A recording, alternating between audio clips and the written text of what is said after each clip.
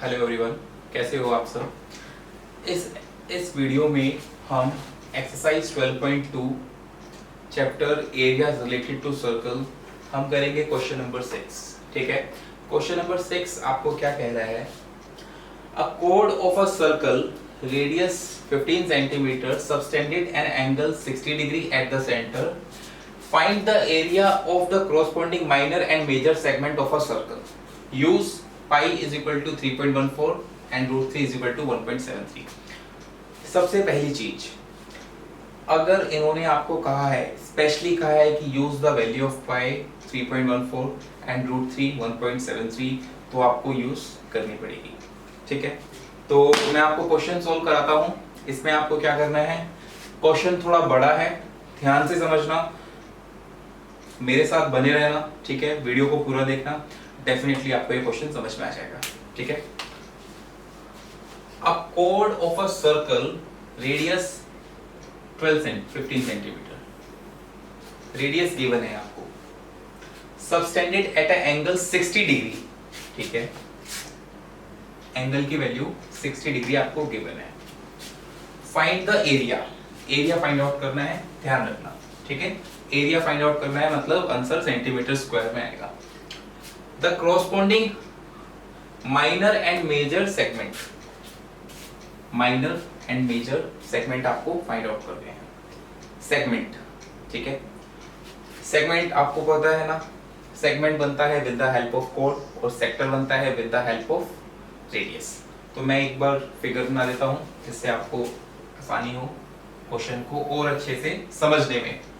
ठीक है, हमेशा फिगर इसी टाइप से ही बनेगा, जैसे कि मैंने पिछली वीडियो में बताया है कि एनसीईआरटी में जितने भी क्वेश्चंस हैं 99.99% इस टाइप से ही फिगर बनता है, और जब कभी भी कोड बोलेगा तो कोड हमेशा यहाँ आ जाएगी। ठीक है, सो रेडियस है 15 सेंटीमीटर, 15 एंगल है 60 डिग्री, 60 डिग्री। ठीक है, find the area of a code of a circle भी है। ठीक है, ये हो गया कोड ऑफ अ सर्कल। ठीक है, जब कभी भी आपको कहे corresponding code of a circle तो यहीं पे ही बनेगा। ठीक है, तो फर्स्ट क्या कहा इन्होंने, find the corresponding minor and major segment. ठीक है, तो देखो मैंने बताया था कि कोड 2 पार्ट्स में डिवाइड करता है। सो ये हो गया माइनर सेगमेंट,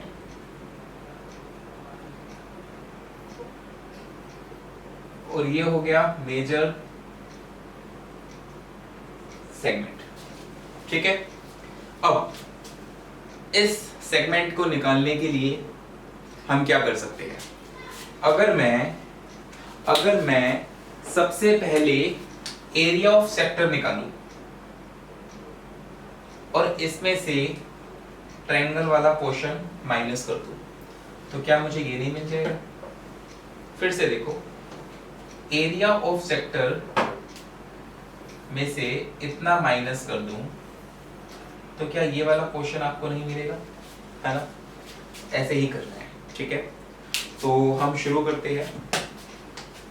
और हाँ, एक बात और मैंने आपको बताया था, जब कभी भी एंगल 60 डिग्री का होगा इट मींस ये एक इक्विलेटरल ट्रायंगल है, क्योंकि साइड्स 15 है, तो इक्वल साइड्स आप इक्वल एंगल वाले थ्योरम से ये और ये भी इक्वल हो जाएंगे, तो ये इक्विलेटरल ट्रायंगल है। ठीक है, तो सबसे पहले निकालते हैं कि माइनर सेगमेंट कैसे निकलेगा। एरिया ऑफ माइनर सेगमेंट कैसे निकलेगा, ये निकलेगा sir, area of triangle minus area of equilateral triangle, area of equilateral triangle. ठीक है, तो पहले हम एरिया ऑफ ट्रायंगल निकाल, सॉरी एरिया ऑफ ट्रायंगल नहीं, एरिया ऑफ सेक्टर। ठीक है, एरिया ऑफ सेक्टर पूरा minus area of equilateral triangle. तो एरिया ऑफ सेक्टर कैसे निकालेंगे, सबसे पहले हम एरिया ऑफ सेक्टर को फाइंड आउट करते हैं। एरिया ऑफ सेक्टर का मैंने आपको फॉर्मूला बताया था, क्या होता है, theta upon 360 multiply by pi r square. तो इस पे जस्ट अप्लाई करेंगे, थीटा की वैल्यू 60 है अपॉन 360 मल्टीप्लाई बाय पाई। ध्यान रहे पाई की वैल्यू स्पेशली इन्होंने बोला है 3.14, सो इस केस में हम 22/7 यूज नहीं कर सकते। इस चीज का अच्छे से ध्यान रहे, मार्क्स कट सकते हैं। सो 3.14 मल्टीप्लाई बाय आर का स्क्वायर, आर आपका है 15, मतलब 15 इंटू 50, ठीक है। ये 0 से ये 0, 6 1 जा 6 एंड 6 6 जा 36। इसको हटाने, इसको डेसिमल्स हटा तो नीचे 100 आ गया। डेसिमल्स के बाद जितनी नंबर्स, जितनी डेसिमल्स के बाद जितने डिजिट्स होती है उतने जीरो नीचे आ जाते हैं, ठीक है। सो क्या कर सकते हैं हम, हाँ हम ये कर सकते हैं कि ये आया 3 और ये आपका कटेगा 157। हमेशा याद रखना 3 1 14 को 2 से डिवाइड करोगे तो 157 होगा। आपका एग्जाम में टाइम बचेगा। ये क्वेश्चंस मोस्ट फेवरेट कैलकुलेशंस में से आते हैं, तो इसका ध्यान रखना। सो 3 1 जा 3 एंड 3 5 जा 15। सो यहाँ से आपकी रिमेनिंग वैल्यू क्या क्या आई, 157 multiply by 5 multiply by 15 upon 100, ठीक है। 157 मल्टीप्लाई बाय 5 मल्टीप्लाई बाय 15 करोगे तो आपकी वैल्यू आएगी 11775 और अपॉन 100, ठीक है। जब आपको पता है नीचे 2 zeros है तो इसको हटाने के लिए ऊपर 2 पॉइंट बाद लग जाते हैं, मतलब 117.75 सेंटीमीटर स्क्वायर। ये क्या आया भाइयों आपका, दोस्तों ये आया है आपका एरिया ऑफ सेक्टर। अगर मैं एरिया ऑफ इक्विलेटरल ट्रायंगल निकाल लेता हूं और जो भी मेरा एरिया ऑफ इक्विलेटरल ट्रायंगल आया उसको मैं इसमें से माइनस करूंगा तो मुझे मेरे सेगमेंट की वैल्यू मिल जाएगी, ठीक है। तो अब आते हैं आपके एरिया ऑफ इक्विलेटरल ट्रायंगल। तो area of equilateral triangle is equal to होता है √3/4 साइड स्क्वायर, ठीक है। ड्यूरिंग अ क्वेश्चन आप कोई भी फॉर्मूला यूज कर रहे हो तो उसको लिखो।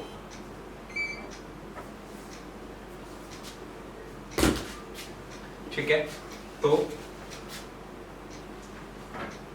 √3/4 साइड कितना है आपका, इस ट्रायंगल में साइड कितनी है 15, तो 15 इंटू 15, ठीक है।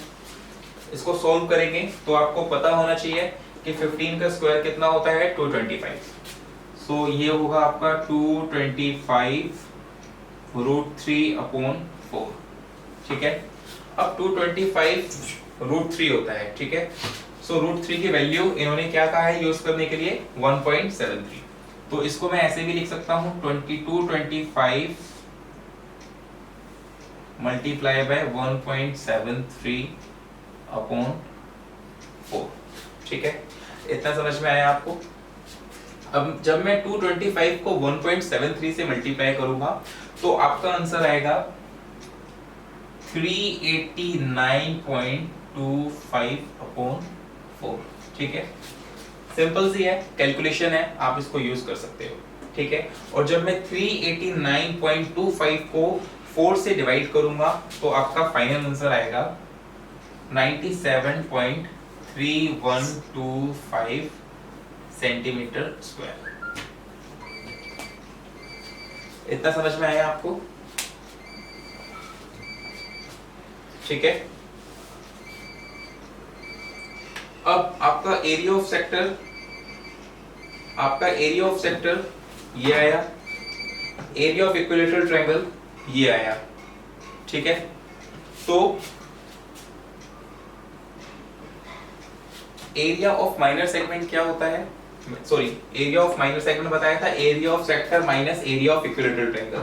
तो एरिया ऑफ सेक्टर जो कि 117.75 माइनस 97.3125,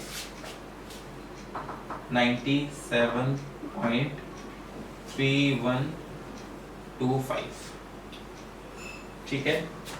जब आप इस नंबर को इससे मल्टीप्लाई करोगे तो आपको मिलेगा 20.4375। ये है आपका एरिया ऑफ माइनर सेगमेंट। ठीक है, इतना ओके है। आप इतने को नोट करो, वीडियो पॉज करो, सबको नोट करो। ठीक है, फिर मैं इससे आगे आपको निकालता हूं। हमने एरिया ऑफ माइनर सेगमेंट हमने फाइंड आउट कर चुके हैं। अब बात आती है एरिया ऑफ मेजर सेगमेंट की। ठीक है, इतना ध्यान रखना, एरिया ऑफ माइनर सेगमेंट आया आपका 20.4375। ठीक है,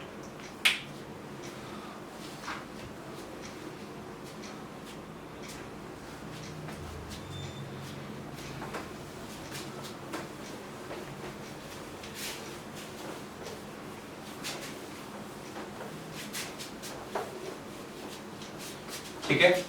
तो ये मैंने यहाँ यहीं लिख रखा है, ये है एरिया ऑफ माइनर सेगमेंट। ठीक है, यहाँ मैं लिख देता हूं माइनर सेगमेंट का एरिया। ठीक है, अब आपको निकालना है एरिया ऑफ मेजर सेगमेंट।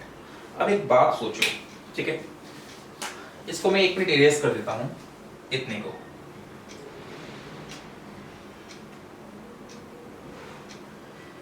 देखो, ये है माइनर सेगमेंट और ये पूरा है बड़ा सेगमेंट। तो ये कैसे मिल सकता है? क्या ये ऐसे नहीं मिल सकता कि area of major segment will be area of the circle